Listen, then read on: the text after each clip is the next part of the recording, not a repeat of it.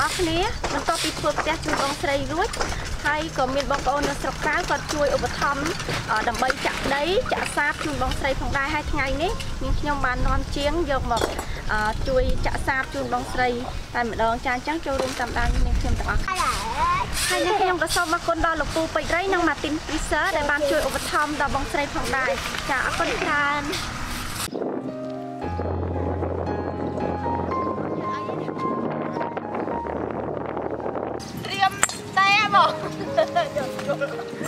quái tiêm chát nó nhiều mỏng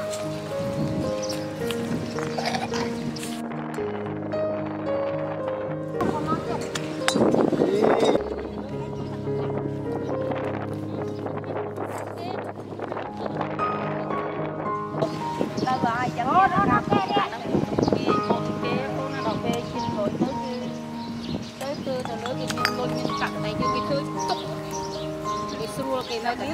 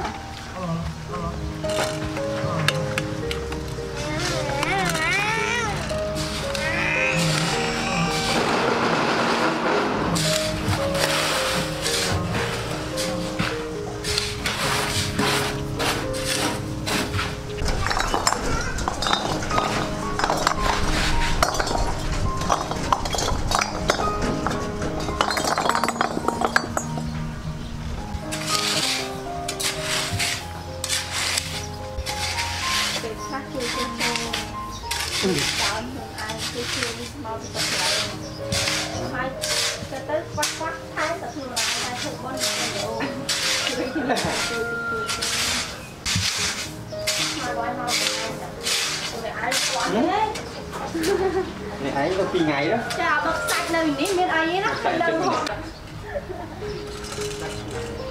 Có kỳ. Cứ cho cặp lâu thì nào bớt lâu xuống đi từ ngày đến cái hái tìm mình. Đầm bay chả sáp chun bông sấy mình nhâm thử hào đấy vì làm thống sạch mùi lán ắt chừng luôn bay rồi đóng hay nâng xi măng làm bài chà trắng đầm bay chả quạt rồi cho tay một đòn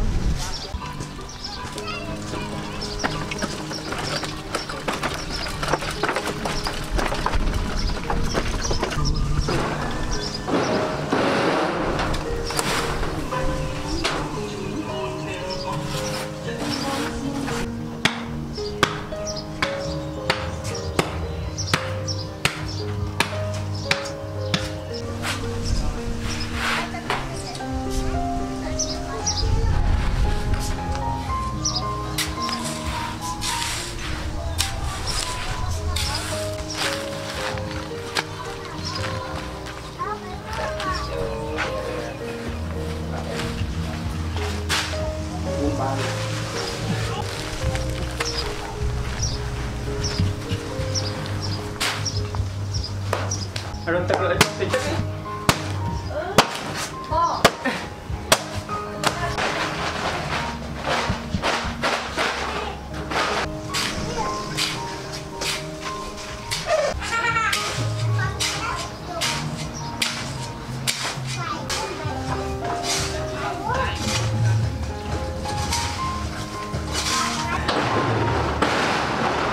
Ok.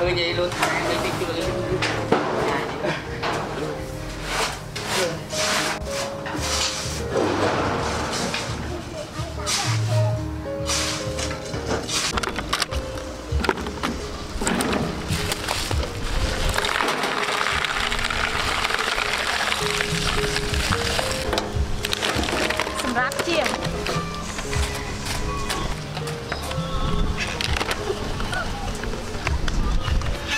បង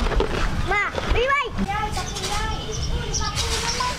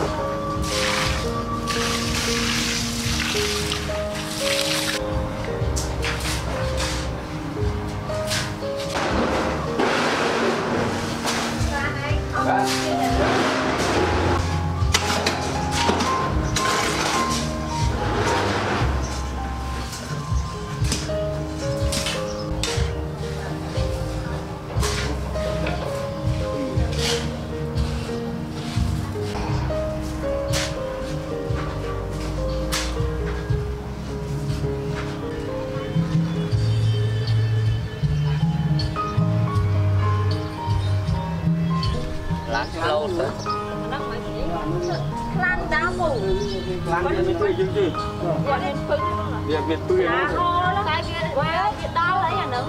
hot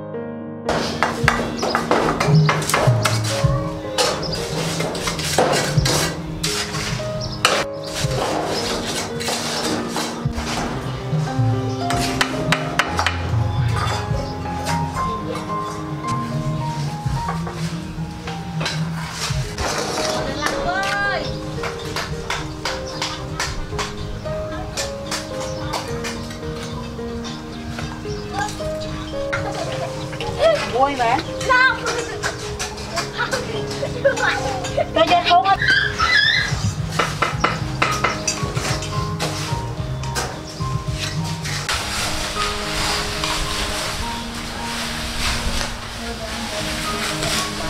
hôm nay mưa tàu dân phong á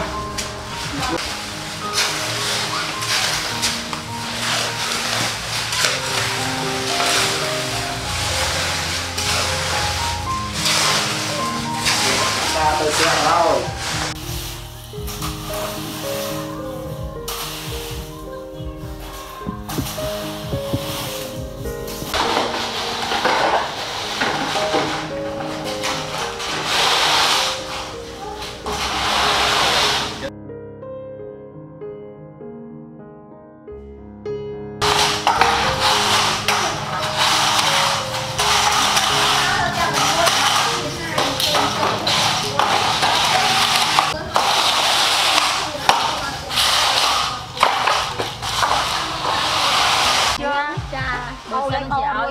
sao xin cho anh thơ với nhau nên là đã rồi thì sao nhóm mà về làm cho nhóm háo đi bữa nay đang mày đặt rồi mong thấy mơ nó còn thôi tiêu hao gì cho nên là ha đào ở hay lên giờ từ nhưng mơ tao đôi chúa ta bên đây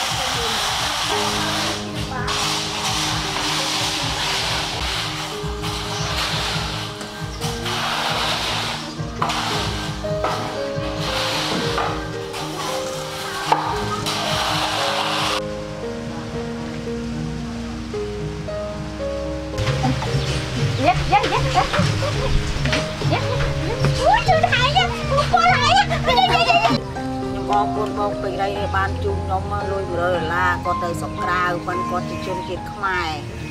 ឲ្យគាត់រកស៊ីមានបានឬមានជាងនឹងទៀតហើយនឹងបងប្រុសនឹងបងស្រីដែលជួយចុងផ្ដើមខ្ញុំចាបានទៅពីមុនមកដល់ទៅចប់ជួយរហូតចាដល់ពេលនេះតាបងស្រីបានសាបរួចរាល់ហើយអញ្ចឹងខ្ញុំនឹងឲ្យបងស្រីថ្លែងអំណរគុណដល់បងប្អូននៅស្រុកក្រៅដែលជួយឧបត្ថម្ភខ្ញុំអរគុណដែលពូពេជ្ររីគាត់នៅប្រទេសក្រៅគាត់ជួយខ្ញុំបានចាក់សាបានហើយទាំងប្តីទាំងប្រពន្ធគាត់មកជួយផ្ដល់ខ្ញុំអញ្ចឹងខ្ញុំអរគុណដែរគុណឲ្យច្រើនហើយគាត់បានឲ្យលុយទៅកូនខ្ចីទៅពេកចាអញ្ចឹងអរគុណឲ្យបានលោកហ្នឹងរកស៊ីមានបានជាឡើងបុណ្យស័ក្តិដល់ធំហើយនឹងបានសុខភាពល្អផុតកូវីដ-19ហើយគាត់នេះឈ្មោះសេដាគាត់ជួយចុងផ្ដើមចា